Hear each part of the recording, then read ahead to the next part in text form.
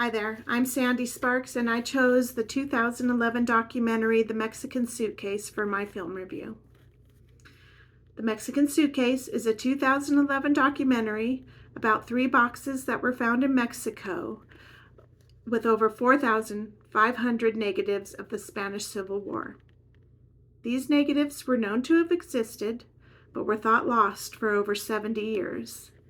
They are the works of Robert Capa, his wife Gerda Taro, and their friend David Seymour. Now, the documentary weaves together the stories of the found negatives with interviews of survivors, family members who have lost loved ones, and photographers and art historians. Throughout the movie, we see the images not only from the negatives, but also images provided by family members and survivors themselves. This is all done also while they show footage of an archaeological dig where they are excavating a mass gravesite in Spain. I found this documentary to be quite interesting, not only from a photography perspective, but also from a historical perspective. I know for myself, I really didn't know about the Spanish Civil War, and I think it's because it took place right as World War II was gearing up and happening, and as Hitler was doing his thing. And so that is covered a lot more in our history books than the Spanish Civil War.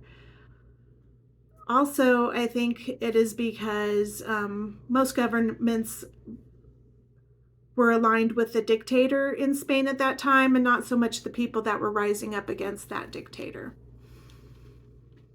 The way that I see this relating to our class is that these were the first photographers who were coming from a foreign country, traveling to another country specifically to photograph the war and the uprising that was taking place.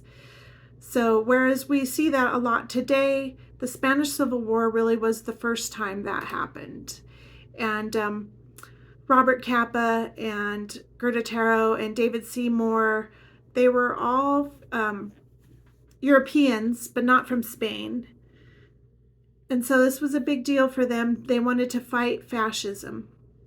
So what they were doing was they were photographing a community. Sadly, a community at war, at civil war. And they were doing so by entrenching themselves within the community.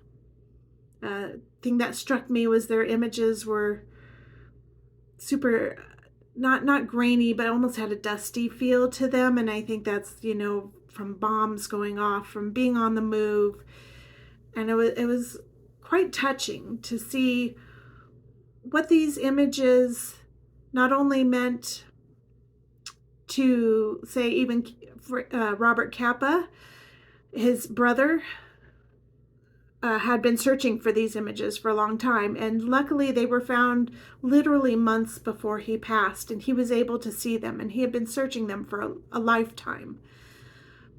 But it was nice to see what it meant to him, but also to Spain, because in Spain, I guess they had not really been discussing the Civil War. It was too painful.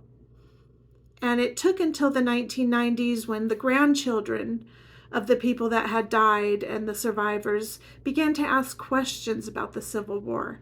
And they started hungering for the truth. And images like this have been sought after because they show what happened. So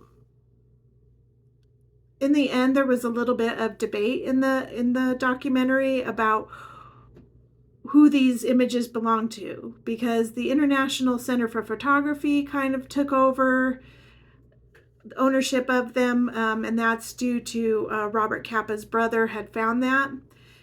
And since they were mostly Capa's and Taro's and Seymour's images, they were turned over to them. But obviously, Spain wants them for their own historical reference.